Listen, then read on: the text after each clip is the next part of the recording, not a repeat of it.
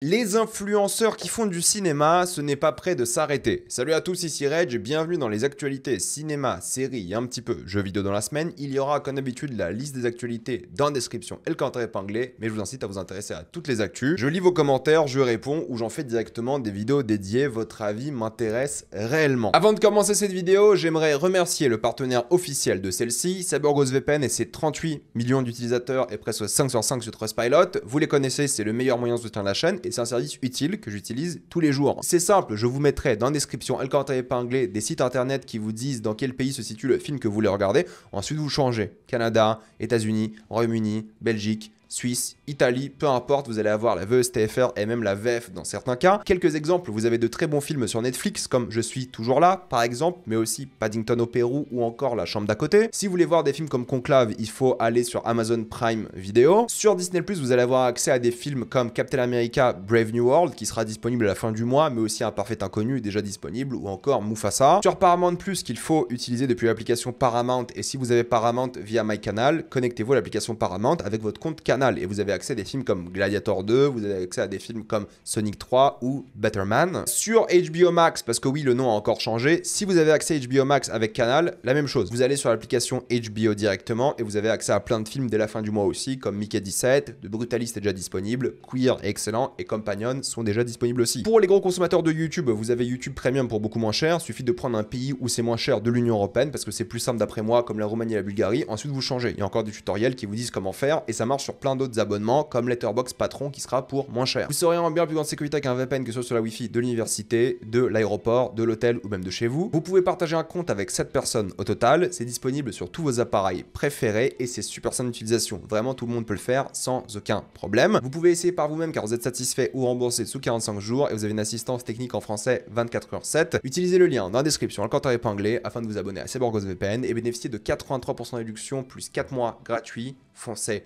sur l'offre. D'ailleurs, à partir de maintenant, je mettrai au début de vidéo la section réponse aux commentaires parce que j'ai envie de répondre à ce que j'ai dit concernant Lilo & Stitch. J'avais dit qu'en fait, il n'y avait pas de critique de Lilo & Stitch parce qu'il n'y avait pas de VO à Lille. Et c'est vrai que lorsque j'ai tourné ma vidéo, donc mardi matin dernier, avant de sortir la vidéo mardi soir, il n'y avait pas de VO. Et en général, les UGC de Lille, ils mettent les séances la veille, le lundi ou le mardi directement et ils mettent tout d'un coup. Ils rajoutent pas des séances. Alors là, pour Lilo & Stitch, ils ont fait des séances VF.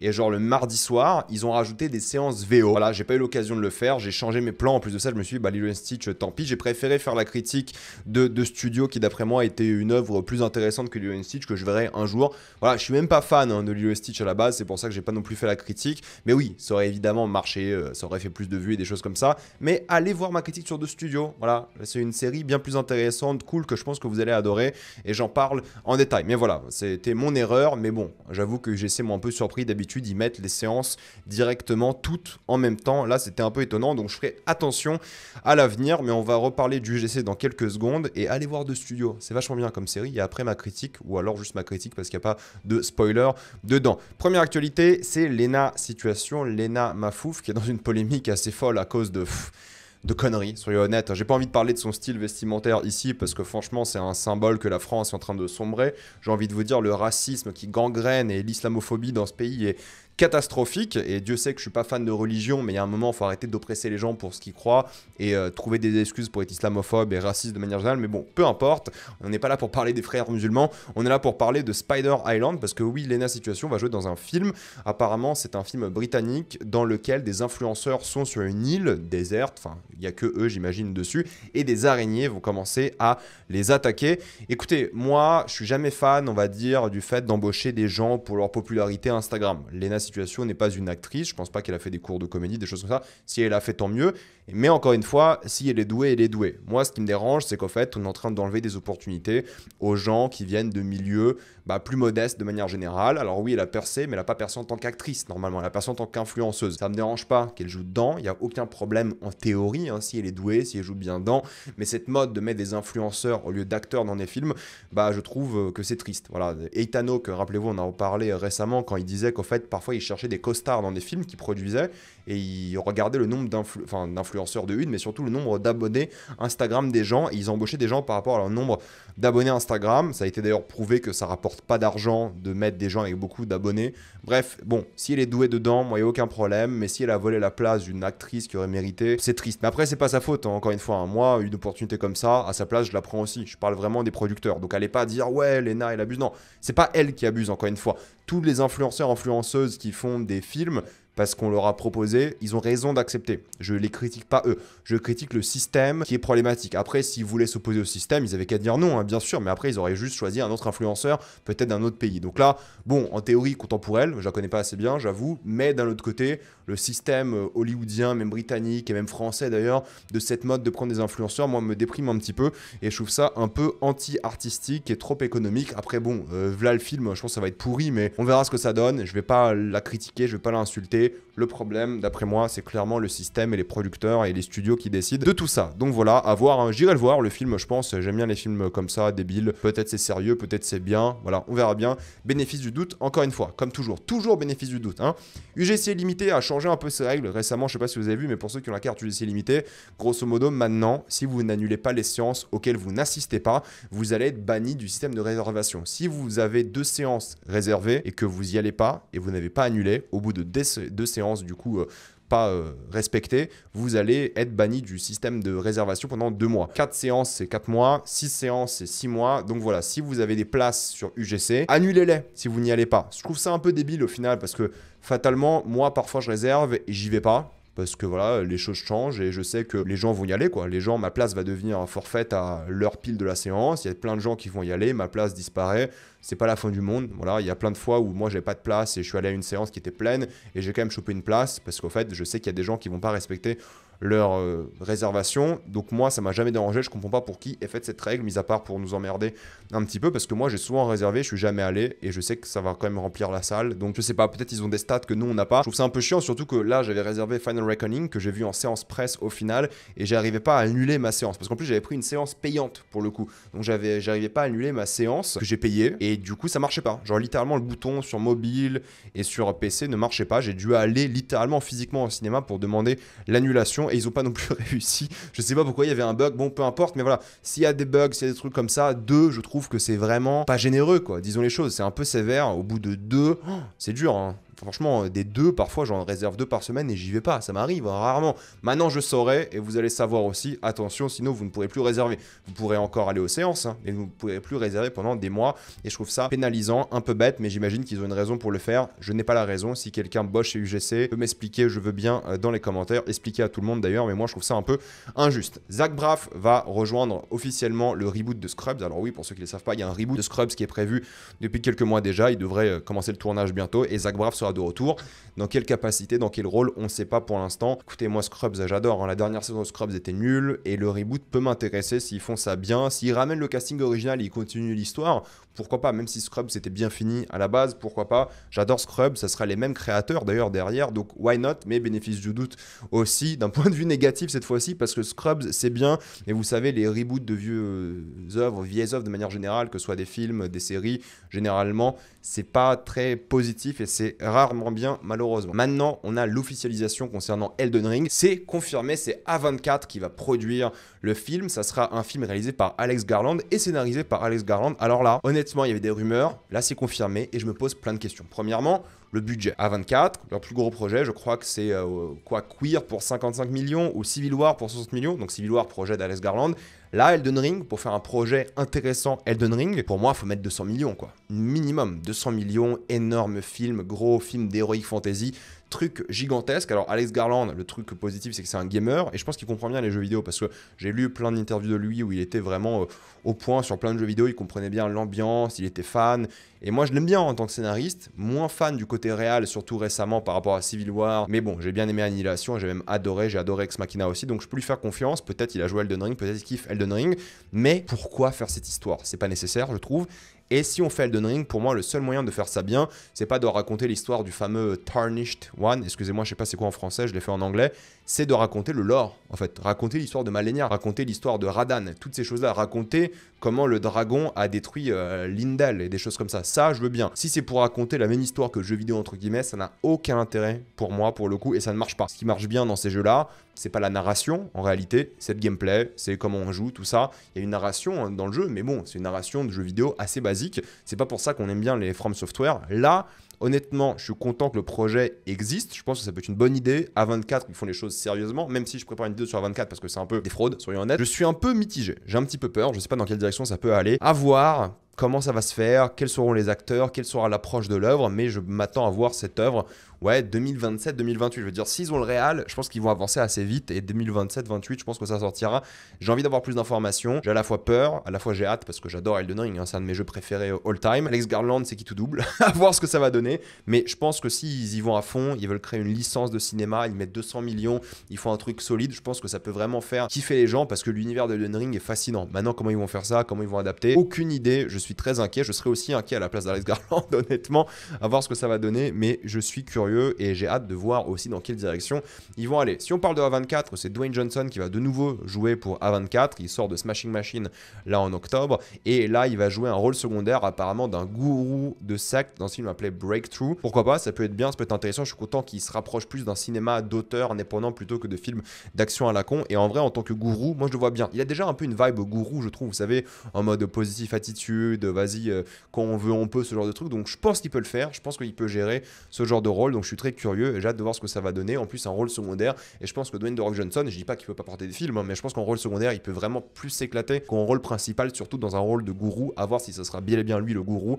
Mais ça me donne un petit peu envie. Alors là, on va rire, je pense, ensemble ou pleurer, à vous décider. Mais vous savez, il y a un film Skibidi Toilet qui est prévu depuis déjà 1 an, je crois. Parce que je m'étais fait la remarque l'année dernière en disant que c'est un poisson d'avril ou quelque chose comme ça. Mais Michael Bay devait produire le film Skibidi Toilet. Et il prévoit aussi des séries dans l'univers de Skibidi Toilet. Je sais pas ce que ça veut dire. Honnêtement, je suis peut-être trop vieux déjà, mais je sais pas ce que ça veut dire l'univers Skibidi Toilet. Je connais le même, d'accord, de Garry's Mod et tout, mais je sais pas ce que ça veut dire. Mais alors là, il va donc réaliser le film Skibidi Toilet, pas produire, réaliser un film Michael Bay, Skibidi Toilet. Apparemment, d'après lui, hein, ça serait un film complètement fou. Je m'en fous. Voilà, si Skibidi Toilet c'est une excuse pour faire un film complètement fou de Michael Bay, moi je suis chaud. Je pense que ça peut être drôle, je pense que ça peut être intéressant. Je m'en fous du même et tout, hein. Mais si c'est une excuse pour lui donner un cash énorme, pour qu'il fasse des choses exceptionnelles, en sachant que Michael Bay, il faut savoir qu'il a lui-même dit, il a du mal à faire financer des films aujourd'hui. Voilà, ça c'est un vrai souci. Donc si là, on lui donne plein d'argent pour faire n'importe quoi, moi j'aime beaucoup Michael Bay, hein, pour le coup, ça dépend des films, mais j'aime beaucoup. Je pense que ça peut être drôle. Et d'ailleurs, en termes d'effets spéciaux, c'est Rob Legato,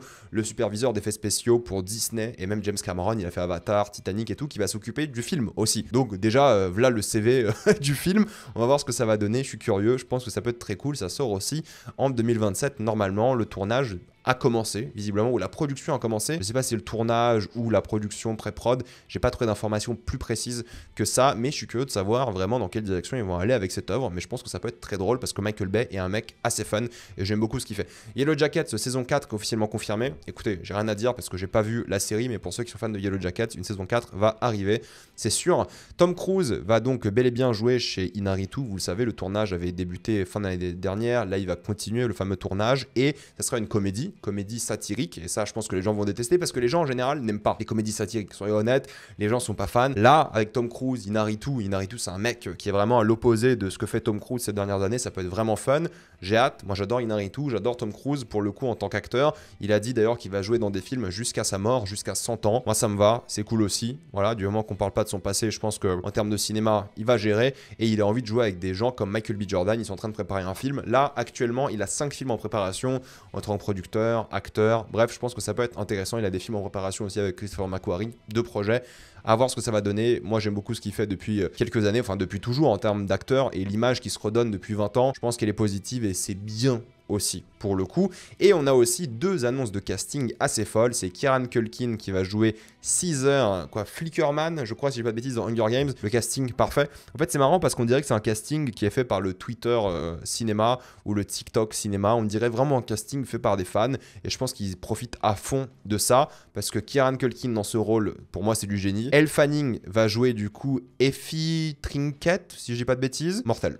Honnêtement, mortel, ils ont des idées de fou. Moi je suis grave chaud, je pense que ça peut être génial aussi. Et qu'est-ce qui je pense va être génial aussi, ça sera Jurassic World Rebirth. Ils ont montré du coup une image supplémentaire du D-Rex, le sort de Xenomorph, Rancor, T-Rex, c'est comme ça que eux l'ont appelé. Hein. Ouais, la bande-annonce m'a donné envie. Pour le coup, Gareth Edwards, moi j'aime bien son cinéma, je pense qu'il peut être très cool. Il n'y aura pas d'IMAX, visiblement pour le film, parce que vous savez, il y a Superman qui sort après et les 4 Fantastiques, et les séances IMAX, c'est exclusif. Donc normalement, il n'y aura pas d'IMAX pour le film, ce qui est un peu dommage, parce que je pense que de l'été, enfin des 3 films que j'ai cités, ce sera le plus impressionnant, à voir ce que ça va donner. Mais ouais, ça m'a chauffé un petit peu, ça a l'air plutôt cool, ça a l'air bien. La bande-annonce était vraiment divertissante, un petit peu horrifique, le côté vibe d'aventure. Moi j'y crois, honnêtement j'y crois, je pense que ça peut être bien, je pense que ça peut être vraiment divertissant.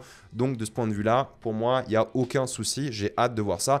Il y a aussi la bande-annonce du prochain film de Darren Aronofsky avec Zoe Kravitz, avec Matt Smith, avec du coup Austin Butler, et ça a l'air bien aussi. Comédie, un peu vibe années 90, je trouve, ça a l'air très divertissant, très bien fait de ce point de vue-là. Darren Aronofsky, il a l'air de s'amuser avec ce film, ça a l'air d'être une sorte de buddy, comédie, d'action, thriller un petit peu. Ça a l'air vraiment cool, donc hâte de voir dans quelle direction va aller ce film. Il sort normalement en août.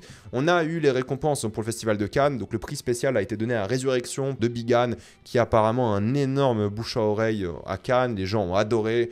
Il est hyper bien noté sur Letterboxd pour les gens qui l'ont vu, donc hâte de voir Résurrection. J'avais beaucoup aimé le précédent film de Big Anne pour le coup. En termes d'acteurs, c'est Wagner Moura qui a gagné la récompense de l'interprétation masculine pour O Agente Secreto, agent secret. Et ouais, moi je suis content parce que depuis Narcos, il mérite des récompenses. Là, il commence à jouer dans des films peut-être plus intéressants. Voilà, depuis quelques années, il fait des films que je trouve cool, mais sans plus, quoi. C'est des films, voilà, un peu téléfilm, streaming, en même temps, des films où il a des rôles secondaires. Là, il a un rôle principal. Apparemment, le film est vachement bien, donc why not. Le prix de l'interprétation féminine est allé à Nadia Meliti pour la petite dernière. C'est le film réalisé par Afsia Herzi, donc félicitations à elle. Elle est pas vraiment connue, je crois que c'est l'un de ses premiers rôles. En tout cas, bah, félicitations à elle, trop cool. J'ai hâte de voir tous ces films. D'ailleurs, j'essaie de toujours voir les films qui ont gagné à Cannes, tous, sans exception. On verra ce que ça va donner. Les frères Dardenne ont gagné le prix du meilleur scénario pour Jeune Mère. Bon, c'est pas un film qui m'intéressait à la base, mais pourquoi pas. Après, c'est que Cannes a toujours beaucoup aimé les frères Dardenne, donc je suis un peu moins confiant pour cette œuvre, mais apparemment c'est bien aussi.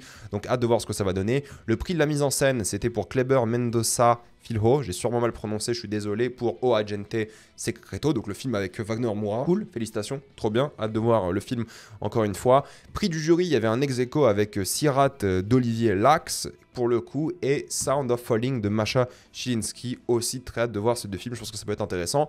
En termes de Grand Prix, alors j'ai pas envie de vous refaire les définitions de c'est quoi le Grand Prix, c'est quoi le prix du jury, voilà, bon, j'en ai déjà expliqué ça l'année dernière, j'explique un peu chaque année, et je suis épuisé, j'avoue, aujourd'hui, mais grosso modo, c'est Valeurs sentimentales qui a gagné, de Joachim Trier. Il y avait une standing ovation de 19 minutes, ça fait partie, je crois, du top 3 aujourd'hui des standing ovations de l'histoire de Cannes. Alors ça veut rien dire une standing ovation, mais voilà, c'est intéressant, j'ai hâte de voir le film pour le coup, mais la Palme d'Or est allée à un simple accident de Jafar Panahi, et c'est assez intéressant parce que c'est la 6e fois, d'ailleurs, anecdote, que le distributeur américain Néon gagne la Palme d'Or d'affilée. Voilà, toutes les œuvres de Néon, en tout cas qui distribuent aux States, ont gagné les Palmes d'Or, donc c'est assez impressionnant, c'est cool, et hâte de voir évidemment tous ces films. Lilo & Stitch, en termes de box-office, a vraiment tout défoncé ce week-end avec 100 millions de budget et déjà 341 millions au box-office international.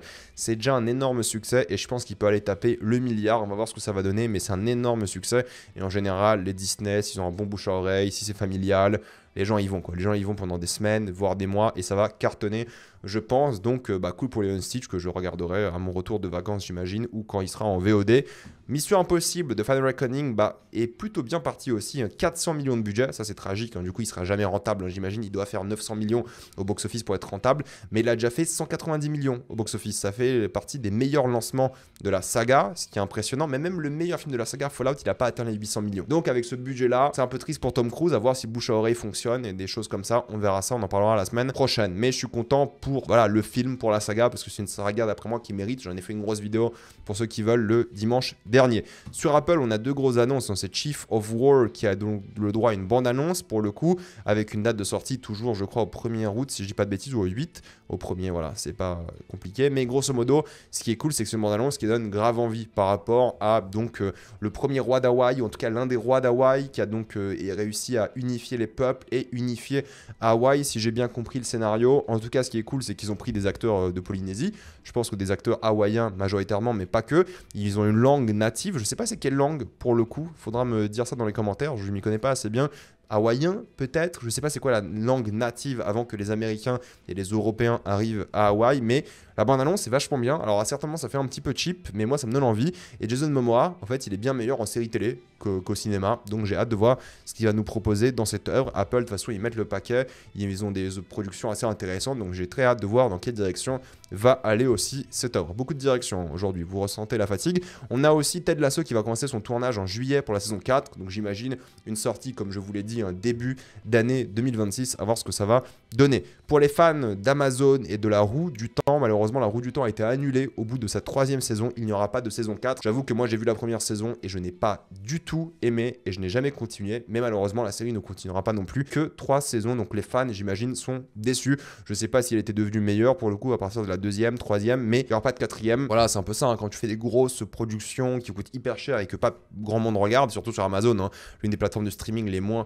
visionnées au monde, bah forcément tu es obligé d'annuler des productions comme ça. C'est un peu triste pour les fans, mais du coup il n'y aura pas de suite. Le casting d'Avatar saison 2 et 3 a été officialisé. J'étais pas fan de la première saison, je regarderai j'imagine la saison 2 et peut-être 3, mais grosso modo voici le casting pour ceux qui connaissent bien l'animé. Ils vont interpréter des personnages j'imagine assez cultes. Moi j'ai pas non plus vu l'animé, mais voilà, au moins vous l'avez ici.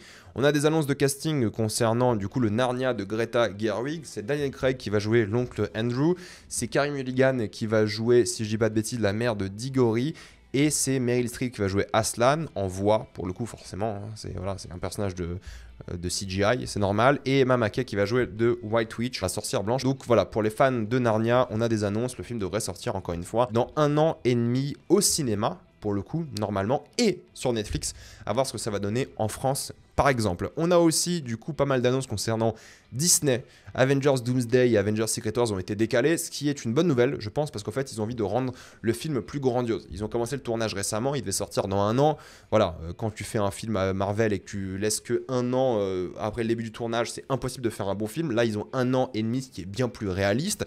C'est ce que j'avais dit, hein. Vous savez, d'ici, ils ont laissé 1 an après la fin du tournage pour faire leur film. Là, ils vont finir le tournage fin d'année. Ils ont 1 an pour faire la post-prod. Je pense que ça peut donner de la gueule au film. Mais du coup, ça veut dire quoi? Ça veut dire que Secret Wars est aussi décalé d'1 an pour le coup. Donc, ça sortira en décembre 2026, en décembre 2027. Donc, ça fera face à Dune 3 concernant Doomsday. Je pense que Dune 3 va décaler. Ça m'étonnerait qu'ils tentent une sorte de Barbenheimer parce que Avengers et Dune, c'est plus ou moins les mêmes audiences, je dirais. Et ouais, Dune va, je pense, décaler parce qu'ils vont flipper un petit peu. Est-ce qu'ils vont décaler ou s'avancer? À voir ce que ça va donner. Je pense que Dune peut s'avancer. Je sais pas. Normalement, le tournage commence aussi cet été et ils sont moins dépendants des effets spéciaux. Dune, à voir. En tout cas, j'en sais rien. Ça dépend de l'ampleur de Dune Messiah, de Dune 3. Mais il y a moyen que Dune décale, hein, pour le coup, en début d'année 2027. On va voir parce qu'Avengers, ça fait flipper les studios. Mais ça veut dire aussi qu'il n'y aura pas de Marvel pendant 1 an et demi. Ouais, les 4 Fantastiques, c'est le dernier Marvel avant du coup Doomsday. Et ils ont aussi décalé tous les prochains Marvel. Tout a été décalé de 1 an, grosso modo. Donc 1 an et demi sans film du MCU et probablement sans série non plus. D'ailleurs, enfin quasiment, on va voir ce que ça va donner. Mais voilà, pour les fans d'Avengers, il faudra attendre 1 an de plus. Mais c'est une bonne chose. C'est une bonne chose de décaler pour donner plus d'ampleur aux œuvres et du coup les rendre meilleures et donner plus de temps aussi aux équipes d'effets spéciaux. Pour moi, c'est important. Zootopie 2 a le droit à son premier teaser / bande-annonce et ça a l'air plutôt cool. C'était un teaser un peu muet. On n'a pas eu de ligne de dialogue, juste en mode musique et tout. Et ça donne envie. Le monde qu'ils ont montré, les nouveaux personnages et tout. Moi, ça me fait kiffer. Moi, j'avais bien aimé Zootopie 1. Donc Zootopie 2, je suis carrément chaud. On va voir ce que ça va donner. De Bear saison 4, bande-annonce, toujours un peu sur la dépression, la famille, toutes ces choses-là. Ça sort le 25 juin. Ouais, ça me donne envie, hein. Ça a l'air encore vraiment déprimant, mais ça peut être cool. Et je pense qu'ils vont faire une 4e et même dernière saison de Bear et ils vont arrêter parce que je pense qu'ils ont plus trop d'idées en ce moment. Le Diable s'habille en Prada 2 sortira bel et bien en mai 2026 et les actrices seront de retour. Meryl Streep, Anna Hathaway, Emily Blunt, elles seront bel et bien dans la suite. Donc pour les fans, j'en fais un petit peu partie, hein. Je trouve que c'est un bon film. Le premier, et bien dans 1 an, on aura la suite. Le Amazing World of Gumball sera de retour sur Disney+. Alors je suis pas un énorme fan de cette licence, je la connais à peine, j'en ai quasiment jamais vu d'épisode, mais pour les fans, voilà, un reboot ou une suite, je crois, est prévu. Et on a aussi des confirmations de pourquoi Jyn Erso et le personnage d'Andy Serkis n'étaient pas dans Andor. Grosso modo, le créateur Tony Gilroy a dit que c'était pas nécessaire, que ça servait à rien, que c'était déjà très bien dans Rogue One, et qu'Andy Serkis aura enlevé l'émotion de la saison 1, donc non, il n'y avait pas besoin de les mettre, et je suis 100% d'accord avec lui. The Last of Us aura besoin d'une 4e saison, d'après le showrunner Craig Mazin, pour finir l'intégralité du 2e jeu, et moi ma théorie c'est que du coup, la 4e saison sera en Californie, je vais pas en révéler plus que ça pour ceux qui n'ont pas fait le jeu vidéo, mais c'est comme ça que je vois cette 4e saison. Ils ont confirmé que la saison 3 sera sur Abby. Forcément, c'est logique. Et apparemment, ce qui est intéressant, c'est que même si ça va prendre un temps pour arriver, hein, je pense que tous les 1 an et demi, 2 ans, ils vont sortir une nouvelle saison. Donc la saison 4, on peut attendre, même s'il n'a pas été officiellement annoncé pour l'instant, mais ils vont le faire. Hein. Enfin, je veux dire, normalement, c'est un succès, donc ils vont le faire. Mais ce qui est cool, c'est que du coup, Tony Dalton, qui était présent dans The Last of Us épisode 6, c'est pour ça qu'en fait, il est dans le jeu de Naughty Dog, le prochain intergalactique prophète, grâce à ce rôle, du coup, qu'il a été embauché par Neil Druckmann pour jouer dans le jeu vidéo. Et je trouve que c'est une histoire plutôt cool par rapport à ça. On a aussi le casting de Evil Dead Burn, réalisé par Sébastien Vanitschek, rappelez-vous, et écrit aussi par Florent Bernard, si je dis pas de bêtises. Voilà, c'est le casting, voilà, des acteurs que vous connaissez un petit peu, d'œuvres à droite à gauche. Mais voilà, pour l'instant, c'est ça. Voilà, peut-être vous les aimez, peut-être pas, peut-être vous les connaissez même pas. Peu importe, mais le casting est là. Le tournage va bientôt commencer pour une sortie à l'été 2026. Donc j'ai hâte parce que j'aime bien tous les Evil Dead. Donc je suis grave chaud. On a eu la bande-annonce du prochain projet Ça, Hit saison 1 ou mini-série. Je sais pas si c'est une mini-série pour l'instant ou si c'est une série intégrale, mais grosso modo le projet sort à l'automne pour Halloween, on imagine évidemment. La bande-annonce, écoutez, m'a donné plus ou moins envie, mais à la fois j'ai l'impression que c'est juste un long épisode de ça, c'est-à-dire que vous prenez les films et vous les rallongez, mais en mode série télé quoi, pas en mode cinéma, parce que l'esthétique est assez similaire d'une scène à une autre, la photographie me fait un peu penser à une vraie série télé plus qu'à un film, et c'est normal, c'est une série télé. Je trouve ça un peu plat visuellement et je trouve ça un peu répétitif dans les gags horrifiques déjà. Moi, ça, je pense que c'est un projet qui marche bien sur une petite durée, quoi. 2 heures, tous les 2-3 ans, pourquoi pas, tu vois. Mais là, une série où ça va se taper 6 épisodes et ça va être les mêmes procédés narratifs pendant 6 épisodes, je m'inquiète un petit peu, on va voir ce que ça va donner après. Bon, bénéfice du doute, encore une fois, ça peut être très bien, comme ça peut être ok ou nul. On verra bien, on n'a pas de date pour l'instant, mais ça sera à l'automne. Battlefront 2 connaît énormément de succès en ce moment. Il y a, j'imagine, tout l'effet de mode Andorre. Il y a des mèmes sur internet en mode ils veulent Battlefront 3. C'est assez rigolo de voir les gens qui ont énormément craché sur le projet il y a quelques années. Rappelez-vous, Battlefront 2, c'était l'une des pires sorties de l'histoire du jeu vidéo. Il y a plein de gens qui demandent une suite aujourd'hui. Il y a plein de gens qui y jouent. Ça a battu des records sur Steam, des choses comme ça. Bon, enfin des records pour le jeu, je précise. Bon, voilà, moi j'ai jamais réellement joué. J'ai joué un peu en phase bêta. C'était horrible. Apparemment, ils l'ont corrigé depuis. Mais c'est marrant de voir un jeu qui était autant détesté maintenant cartonné un petit peu.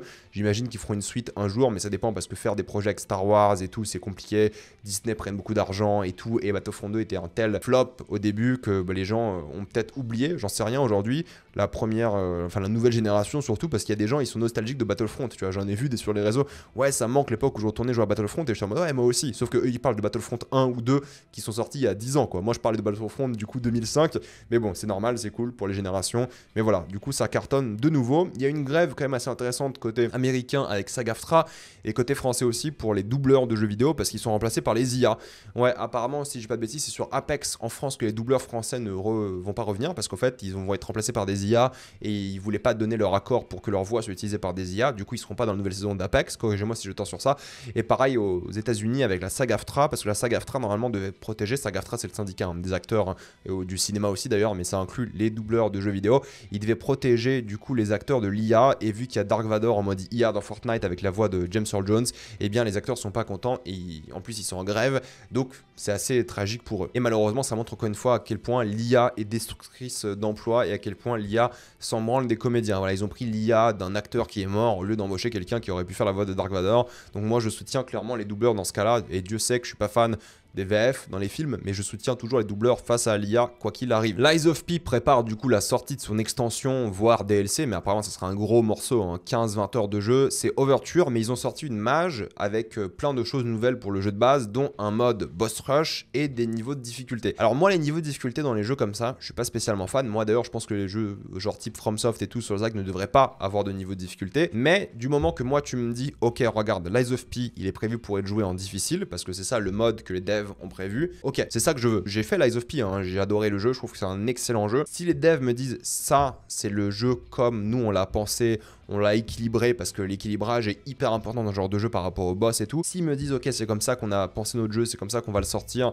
c'est ça la priorité pour nous en termes de difficulté, de gameplay et tout. Ok, si ça permet d'avoir des modes normaux et faciles pour des gens qui n'arrivent pas, ok, moi généralement je change pas de mode de jeu et j'aimais bien le fait qu'il n'y ait pas de mode de jeu différent parce que tout le monde avait la même expérience. Maintenant, les gens n'auront plus la même expérience. J'espère que From Software ne fera jamais ça parce que c'est ça aussi qui unit les communautés, qu'on ait la même expérience de difficulté par rapport à ces jeux. Mais bon, si ça permet d'être un peu plus accessible, du moment que moi je sais dans quel mode je dois jouer parce qu'il est bien équilibré, parce que l'inverse peut arriver. Ils peuvent mal équilibrer en mode trop difficile et peut-être c'est pas ce qu'ils avaient prévu à la base. Peut-être le mode normal sera le mode prévu par les devs et le difficile ce sera un truc extrême pour les fans hardcore. Moi je veux juste un mode où on me dit ok, c'est comme ça que nous en tant qu'auteur, en tant que créateur, on a pensé notre jeu vidéo. Le reste après, s'ils veulent le rendre plus accessible, moi je m'en fous du moment que moi je sais comment le jeu est prévu d'être joué.